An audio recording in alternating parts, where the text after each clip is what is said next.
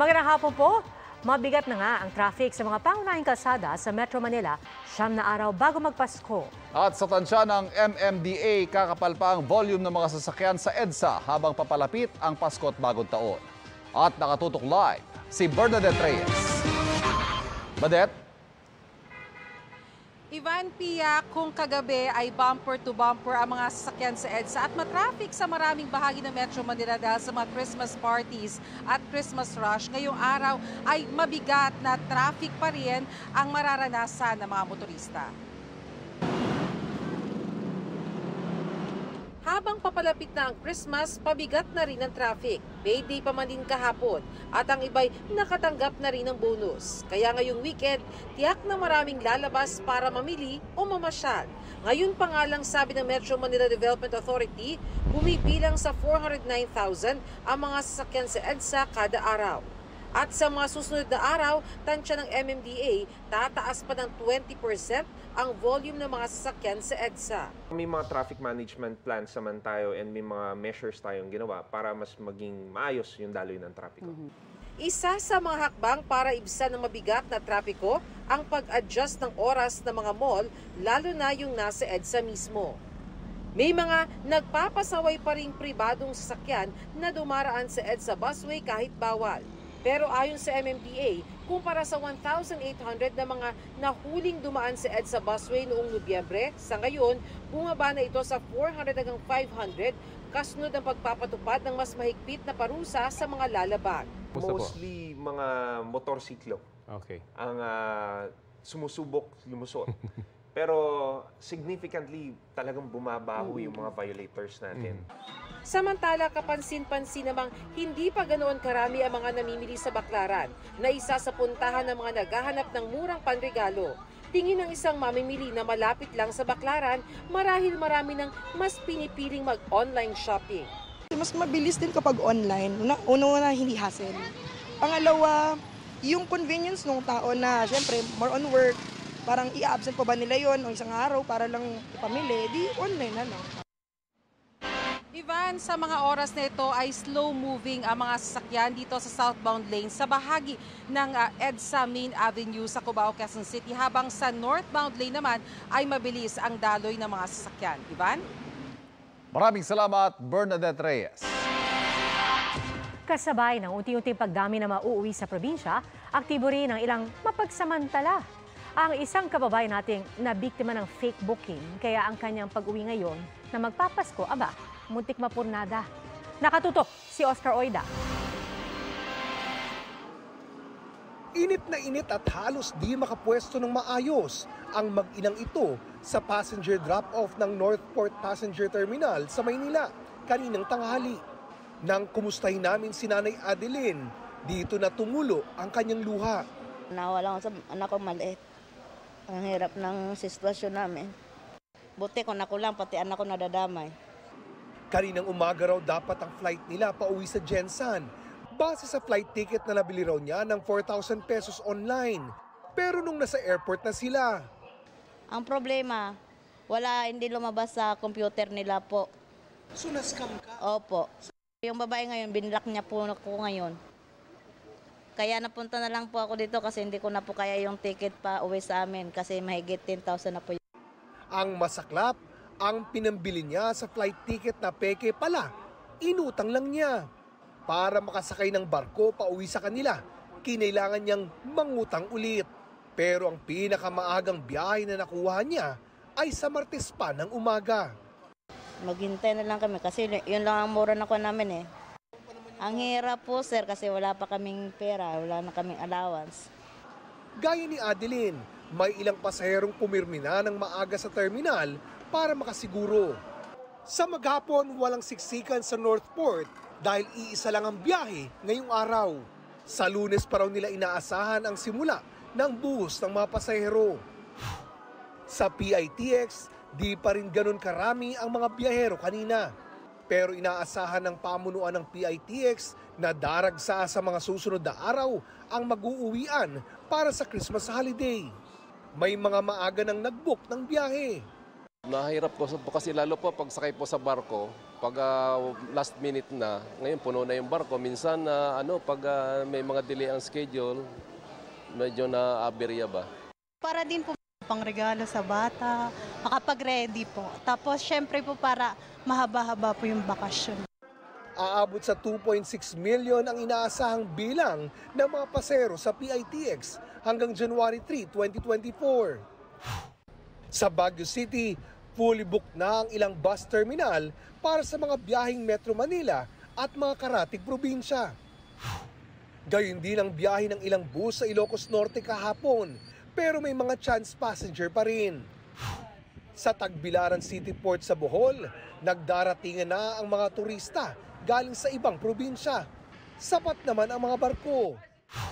Sa Batangas Port, hindi pa marami ang pasahero, pero ayon sa Philippine Coast Guard, posibleng dumami yan habang papalapit ang Pasko.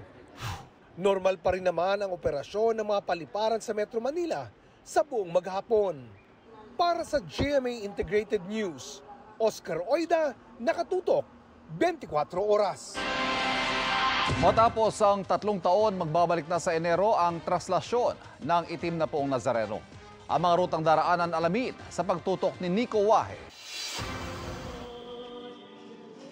Dahil sa pandemya, walang traslasyon sa pista ng poong itim na Nazareno noong 2021 hanggang 2022. Mga misa lang isinagawa noon. Walk of Faith naman ngayong 2023. Matapos ang 3 taon, magbabalik na ang traslasyon.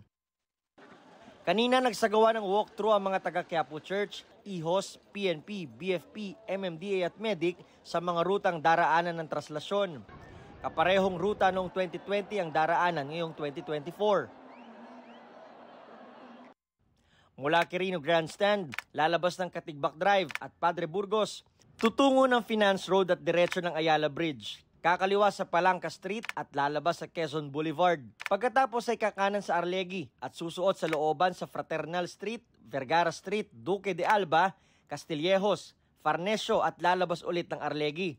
Papasok ulit sa Nepomuceno, tapos sa Concepcion Aguila at Carcer. Labas niyan ay sa Plaza del Carmen kung saan magaganap ang padungaw. Tapos ay tutungo sa Bilibid Viejo, kakaliwa sa JP de Guzman, labas ng Hidalgo patungong Quezon Boulevard. Kakanan ng Palangka bago kumana ng Villalobos patungong Quiapo Church. Nahati sa 11 segment ang mga ruta. At bawat segment may nakaistasyon na medic, pulis at iba pang kawani na tutulong sa mga deboto. Isinagawa ang walkthrough para malaman kung may sagabal sa ruta, gaya ng mababang kable ng kuryente, manhole, mga lubak, construction site at iba pa. Magpupulong din ang PNP bilang paghahanda sa traslasyon. Titingnan po namin kung may sapat ba kaming pulis na ilalagay doon base sa aming unang pagpaplano. Posibleng umabot sa 7,000 pulis ang ide-deploy sa pista ng Nazareno. Nagsagawa rin ng bomb drill ang mga otoridad. Para sa GMA Integrated News, Nico Wahe, nakatutok, 24 oras. Nagbanggaan ang 2 tren sa isang linya ng subway sa Beijing, China. At kita sa video ang pagkakagulo ng mga pasahero. Ayon sa mga otoridad, mahigit 500 sakay ang nasaktan at dinala sa ospital. Nasa 100 sa kanila, nabalian ng mga buto. Batay sa investigasyon, hindi agad nakapreno ang isang tren kaya tumama ito sa isang tren na naunang nakahinto. Madulas kasi ang mga riles sa gitna ng matinding snowfall doon. Umalas din ang 2 huling bagon ng isang tren dahil sa disgrasya. Mga kapuso, nasa loob na ng Philippine Area of Responsibility ang binabantayang low pressure area. Huli ang namataan 925 kilometers silangan ng southeastern Mindanao. Hindi pa rin iniaalis ang posibilidad na maging bagyo ito. Kung sakali, ay tatawagin bagyong Kabayan. Ayon sa Pag-asa, amihan, easterlies at localized thunderstorms ang nakaapekto ngayon sa bansa.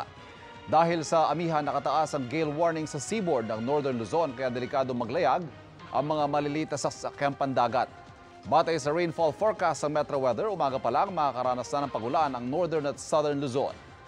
Katamtaman hanggang malalakas sa ulan naman ang mararanasan sa eastern section ng Visayas, lalo na sa Mindanao, kaya maging alerto po sa posibleng baha at pagguho ng lupa.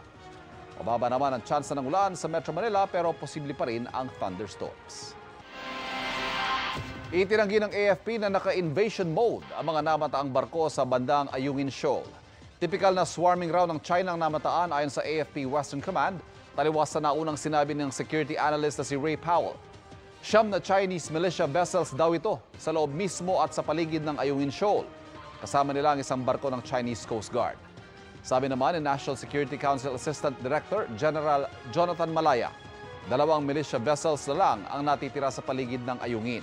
Hyperbole raw o masyadong eksaherado ang paglalarawan ni Powell na naka-invasion mode ang mga Chinese vessel. Every time na makita namin sila sa loob ng shoal, we deploy our rubber boats to non-confrontationally drive them away because it's a calibrated response. We do not want to escalate the situation there anymore. Sa gitna ng labanan sa Gaza, 3 Israeli na bihag ng grupong Hamas ang napatay ng mga sundalo ng Israel. Ayon sa tagapagsalita ng Israeli Army, inakala raw ng mga tropa ng Israel Defense Forces na kalaban ang mga biktima kaya sila nagpaputok. Natukoy ang pagkakakilanlan ng mga biktima matapos dalhin sa Israel ang kanilang labi para suriin. Nagpahayag ng pakikiramay ang Israel military sa pamilya ng mga nasawi. Tiniyak nila ang full transparency sa gagawing investigasyon sa nangyari.